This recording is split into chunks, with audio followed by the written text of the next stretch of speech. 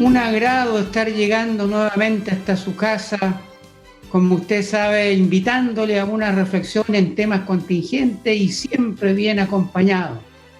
En esta ocasión, con un líder de opinión como es el exdiputado, expresidente del partido más grande de Chile en este momento, exministro de las Express, ministro de Vivienda, etcétera, y hoy candidato constituyente. Me refiero a don Cristian Monkeberg, un gran amigo nuestro. Ya por años nos ha tocado encontrarnos en los temas legislativos y en otros temas de interés nacional. Bienvenido, don Cristian. Sí, bueno, encantado también. Un agrado volvernos a encontrar, aunque siempre nos estamos viendo en diferentes actividades, labores, siempre la vida nos va uniendo, así que y hoy día feliz de poder conversar nuevamente, como lo hemos hecho en otras oportunidades. Recuerdo de esos programas que presencialmente nos podíamos reunir. Hoy día las cosas son distintas, pero también encantado de conversar, que yo creo que hace muy bien la conversación, la reflexión y podernos acompañar también a través de estos programas que son muy bienvenidos. Básicamente, don Cristian, son tres los conceptos que deben estar en una constitución, según todos los dicen: valores y normas que rigen a una nación, las relaciones entre los poderes del Estado y finalmente los derechos y deberes de los ciudadanos. Partamos con las relaciones entre los poderes del Estado. Vemos que hoy día la gobernanza es difícil. ¿Seguiremos con un régimen presidencial o está pensando en un régimen semipresidencial que se le quite autoridad al presidente? Hoy día hay como una colegislación entre la calle que dicta la agenda, el Parlamento que busca sus votos y el Ejecutivo que intenta aplicar políticas sin el respaldo del Parlamento. Sí, bueno, efectivamente el diagnóstico es muy certero. Nosotros hemos construido una relación que dice que se organiza de acuerdo a un fuerte presidencialismo. Y esto no es de ahora, no es de la Constitución actual, sino que esto viene de muchos años atrás, viene de la época de don Diego Portales, que él señalaba la necesidad de un liderazgo fuerte. Y si nos rememoramos un poquito más atrás, viene de la época en que éramos colonia, porque también respondíamos al virreinato o al rey. Y por lo tanto estábamos acostumbrados a una mano que fuera dirigiendo, tomando decisiones, y esa ha sido la cultura de nuestro país. Y por lo tanto no es cambiar las cosas de la noche a la mañana, pero sí yo creo, y a la pregunta directa, y por eso quise hacer un análisis rapidito, pero a la pregunta directa, yo creo que tiene que haber un mayor equilibrio de funciones y de poderes entre, por un lado, el Ejecutivo, el presidente de la República, el gobierno, el Parlamento. Eso de todas maneras. Yo creo que el Parlamento está un poco disminuido en cuanto a sus funciones. Y perfectamente podríamos transitar a un mayor trasvasije de facultades entre un poder y otro. Pero esto es de ir y venir. Porque, por ejemplo, un semipresidencialismo puede señalar que elijamos un jefe de Estado, como el que conocemos hoy día, y que el presidente nombre un primer ministro, que sea un jefe de gobierno, con la venia del Congreso. Pero eso va a ir de la mano con que el presidente también, si ve que no tiene mayoría en el Congreso, va a poder disolver la Cámara de Diputados en alguna oportunidad para poder llamar a elecciones y ver si logra esa mayoría. A eso le llamamos nosotros los pesos y los contrapesos. Pero, y con esto termino, si vamos a avanzar en una fórmula de ese tipo, que a mí no me molesta y creo que hay que evaluarla muy bien, a mí creo que es posible avanzar en una mayor equilibrio, pero tenemos que tener un sistema electoral que privilegie las grandes mayorías que se conformen en el Congreso, porque hoy día el problema que tenemos, Francisco, es que tenemos muchas fuerzas chiquititas, muy atomizadas, no organizadas entre ellas, y por lo tanto se hace muy difícil para cualquiera que gobierne, y lo hemos visto ahora, poder convocar acuerdos, porque cada uno piensa distinto, y es muy legítimo, pero cuesta lograr esas mayorías para lograr acuerdos. Entonces, cualquier cambio que se haga en esta materia, yo creo que tiene que ir con la mano de un cambio en el sistema electoral para tener la conformación de mayorías más claras dentro del Congreso, que le permita al gobierno interactuar de mejor manera con el Congreso. ¿Esto obliga a un régimen presidencial a tener bicameral o podría también analizarse en la Asamblea Constituyente un sistema unicameral, un solo Congreso como hay en Perú y en otros países? Yo creo mucho en las dos cámaras, en tener una Cámara de Diputados y tener un Senado. Más chicos, eso sí, sobre todo la Cámara de Diputados, yo creo que es un exceso. No tiene ni un sentido que existan 155 diputadas y diputados ahí, perfectamente podrían ser 140, 130, sin ningún problema, sin ningún problema. O sea, yo achicaría el número de parlamentarios. 120 también. Sí, y 120 también, y 100 también. Claro, para que tengan representación todas las regiones, los distritos. Entonces, 120 como era antes, perfectamente, porque además es un gasto que a mi juicio es innecesario, no produce mayor beneficio, entonces perfectamente podríamos achicar la Cámara. Y si se mantiene un Senado, está bien, pero que sea con funciones distintas. Por ejemplo, la Cámara que sea más política, que se revisen los proyectos de ley, los principales, los que requieren de quórum simple, y en otras materias el Senado cumpla un rol, por ejemplo, en materias internacionales, en el nombramiento de embajadores, en resolver las acusaciones constitucionales, en resolver los conflictos entre los gobiernos, entre las regiones y el gobierno central, ahora que se van a elegir los gobernadores. Entonces la pregunta es, ¿yo haría un bicameralismo? Sí. Primero, achicando el número de diputados. De todas maneras, 120 me parece súper razonable. Y segundo, si los mantenemos, cada uno con roles distintos. No como hoy día, que hoy día hacen lo mismo los dos, entonces se revisan unos a otros y es demoroso, es complejo, a veces está el incentivo de que, oye, la Cámara lo hizo mal, total el Senado lo arregla. Eso es como lo de siempre. Bueno, eso no, yo no creo que sea conveniente. Yo creo que mejor es los dos existan, pero con roles distintos. Y en algunas cosas pueden confluir, pero en general con roles distintos. Y con respecto al Tribunal Constitucional, ¿seguiremos con Tribunal Constitucional? Antes el rol que cumplía el Tribunal Constitucional lo hacía la Corte Suprema, antes del 70. Y en el gobierno de Frei Montalva, y particularmente en el gobierno de Salvador Allende, se crea el Tribunal Constitucional. Es el presidente Allende el que firma la ley que crea el Tribunal Constitucional, precisamente porque lo que se buscaba era generar un tribunal distinto a la Corte Suprema que velara porque se cumpliera con la Constitución. Y es el gobierno del presidente Lagos el que fija las reglas y el funcionamiento y las facultades del actual tribunal. O sea, el tribunal nace con Frei Allende, los dos presidentes, y se consolida, pero jurídicamente, legalmente, con el gobierno del presidente Lagos. Yo creo que el Tribunal Constitucional cumple un buen rol. Es necesario, de todas maneras, pero distinto a como es hoy día. ¿Qué le cambiaría yo?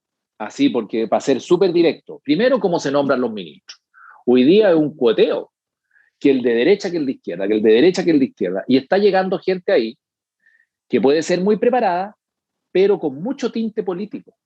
Normalmente los políticos, o la política más que los políticos, la política utiliza el tribunal para resolver los conflictos que la política no es capaz de resolver.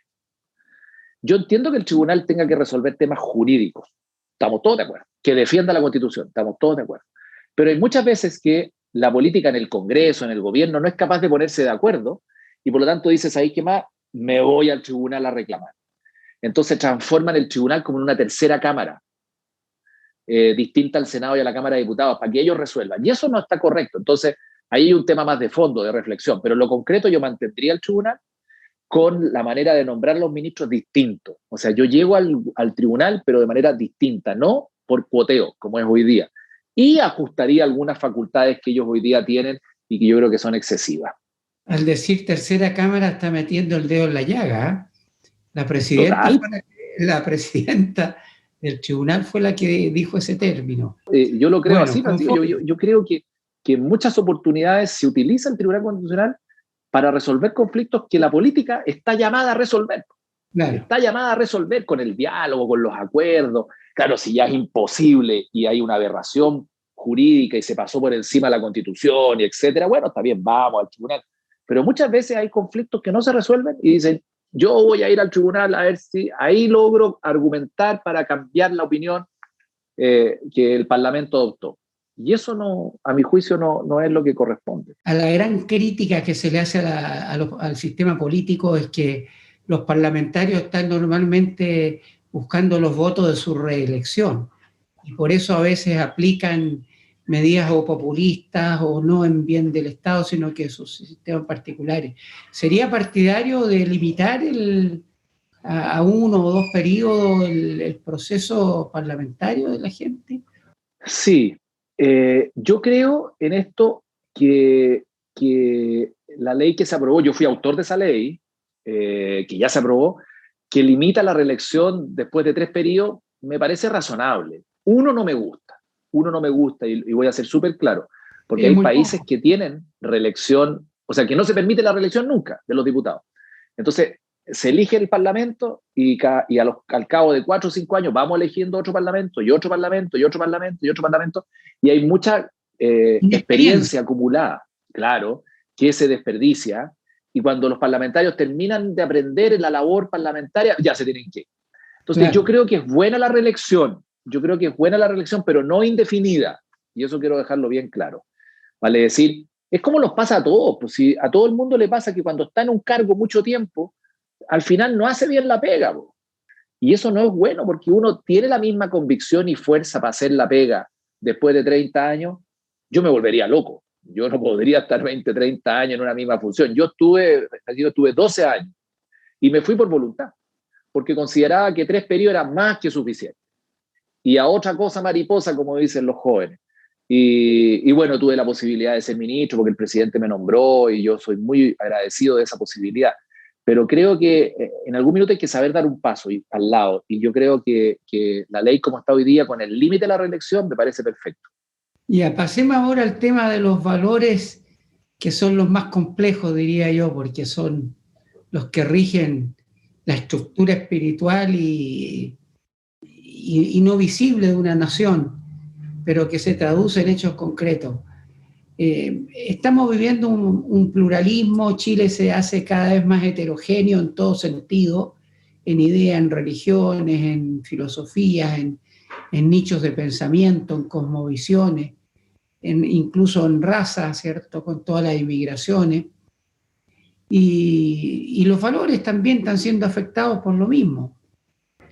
¿Y cómo ve ese tema complejo, encuentro yo, donde la diferencia entre ser un país donde hay separación de iglesia y Estado, como es ahora, que es correcto, que el pueblo evangélico se la jugó a concho, incluso desde el gobierno de Domingo Santa María, el año 85, 1885, con las leyes laicas que se pensó que de inmediato, en un par de años, bajo su mismo gobierno, iba a venir la separación de iglesia y de Estado, y demoró como 50 años posteriores, 40 años, hasta el 25. Sí, en esto y en estas cosas, y yo agradezco la pregunta, porque en esto hay que ser súper claro. Porque cuando uno elige gente, tengan la película clara de qué es lo que piensan en estas materias. Y quienes son los electores, quienes nos ven, nos escuchan, también tengan la película clara qué piensa cada uno. Y yo creo que es un deber de todos escarbar, investigar, mirar, informarse respecto de lo que piensan las candidatas y candidatos en estas materias, porque después vienen los arrepentimientos y el rajar vestidura, y uno dice, no, yo no voté por él, pero si voté es que no lo averigüé bien, me embarraste. Y en esto hay que ser súper claro, y por eso quiero ser, y miren, yo creo que en principios y valores, yo creo en un país y en una república unitaria, creo en la democracia, creo en la libertad a rajatabla. Creo en la libertad de los padres para decidir el colegio de sus hijos, creo en la libertad de educación, estoy totalmente de acuerdo. Y hay valores de valores. Uno de ellos es el derecho a la vida, o la vida en sí. Para mí la vida es intocable. Yo he dado muestras de ello y como hemos conversado tantas veces, cuando me tocó estar en el Parlamento, me tocó oponerme a lo que dice relación con las leyes que permitían el aborto. Y la vida en todo sentido. Yo estoy de acuerdo en que hay que protegerla antes de nacer, hay que protegerla, y por eso también estoy de acuerdo, estoy en contra, de la pena de muerte, porque uno tiene que ser consecuente, tiene que estar de acuerdo con la vida al principio y ya la vida al final. Y por eso también estoy en contra de la eutanasia, de las tres, en contra de las tres, antes, durante y al final. Entonces, y en eso hay que ser súper claro, y eso tiene que quedar, nosotros tenemos que señalar y dejar establecida en la Constitución un Estado pro vida, que promueva la vida. Y eso de todas maneras. Y en el caso de la libertad de culto y la libertad religiosa, lo mismo. Costó mucho lograr, y usted mismo lo repasó como desde el punto de vista histórico, todo lo que se avanzó en esta materia. Yo siempre cuento una anécdota. Yo soy muy creyente y creo que los pueblos crecen cuando hay espiritualidad. Mi familia llegó siendo luterana a Chile, venían de Hamburgo y sufrieron mucho también, pues en el 1840, 1850, porque evidentemente era un país distinto. Y para poderse casar o para poderse enterrar o para poder vivir, si uno no tenía la religión católica no había caso. Entonces les costó mucho y yo eso lo aprendí de mi familia anteriormente. Y entonces, por lo tanto, yo respeto mucho esa libertad religiosa y libertad de conciencia, porque es clave, es absolutamente clave para desarrollar al país. Porque, y ahí viene lo que usted dice, el querer arrinconar a Dios, el sacarlo de los colegios, el sacar la religión del Estado y recluirla, como usted dice, privatizarla, meterla dentro de la casa. Mire, si los curas, los pastores, los obispos quieren enseñar religión y fomentar la espiritualidad, que lo hagan puertas adentro. Eso por ningún motivo. Por ningún motivo. Cuando un país toma decisiones de ese tipo, después vienen los errores más garrafales y las decisiones más funestas en esta materia, porque uno no puede oprimir la espiritualidad, no la puede esconder, el creer en Dios. Entonces, eso también tiene que quedar muy bien cimentado. Yo en eso soy súper claro y por eso me tomé unos minutos, porque normalmente cuando uno no es claro en esto, después las personas que nos ven y nos escuchan dicen, ¿será? ¿Qué habrá querido decir? Yo he querido ser clarito. Eso es lo que pienso, eso es lo que he defendido siempre y lo voy a seguir defendiendo. A veces me quita votos por el otro lado, por el aquí, da lo mismo, porque esas cosas al final, votos más, votos menos, da lo mismo. El punto es que en estas materias hay que ser clarito. Y yo en eso soy súper claro. Excelente, lo felicito y no sabía que tenías las raíces luteranas, me imaginaba por tu descendencia alemana. Hay que avivar esas llavitas que están ahí. ¿Ah? Hay que echarle carbón. Hay que echarle carbón, exactamente. Con respecto a la privatización de la religión, bueno, ese es el peligro que se ve acá en Chile, que hay mentes que son muy radicalizadas en eso y quieren excomulgar, dicen que la religión es la que atenta al progreso y al avance precisamente por el dique que se le pone a estas leyes que son contrarias a los principios cristianos. Hay que estar atento a eso, pues por eso sería muy bueno que pudiera salir constituyente. Yo encuentro aquí una hazaña después de haber ocupado cargos tan relevantes, quiera estar ahí humildemente con uno de los 150 redactores de la Constitución. Así que felicitaciones. Bueno, nos queda el último tema, que el tiempo avanza, que tiene que ver con los deberes y derechos de los ciudadanos. Derecho a la vivienda, derecho, el tema de la privatización del agua, ¿cómo verlo? ¿Qué tipo de derechos debieran quedar establecidos en la Constitución, aparte de la educación, etcétera? En los derechos hay dos cosas, y vamos a hablar de derechos y de deberes, porque normalmente todos nos acordamos de los derechos, nos encantan los derechos, porque es verdad, derecho a esto. Bueno, sabemos que hay derechos como la salud y la educación que están claritos. Yo creo mucho, yo fui ministro de Vivienda y creo que la vivienda tiene que llegar a una categoría de la Constitución. Vale decir que se reconozca el derecho a una vivienda digna y adecuada. Eso no significa que de la noche a la mañana vamos a tener vivienda para todo el mundo, porque es imposible.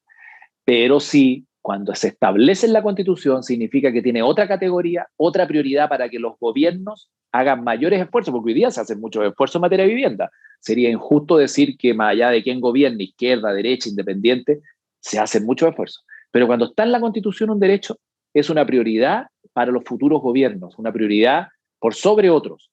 Entonces, yo creo mucho, por ejemplo, en la vivienda digna y adecuada que debe estar, como también, por ejemplo, la pensión básica universal. Yo creo, estamos avanzando hacia eso, pero a mi juicio, Francisco, yo creo que cuando una persona cumple 65 años o 60, dependiendo de si es hombre o mujer, y llega a la edad de jubilar, tiene que tener la posibilidad de asegurar una pensión básica universal.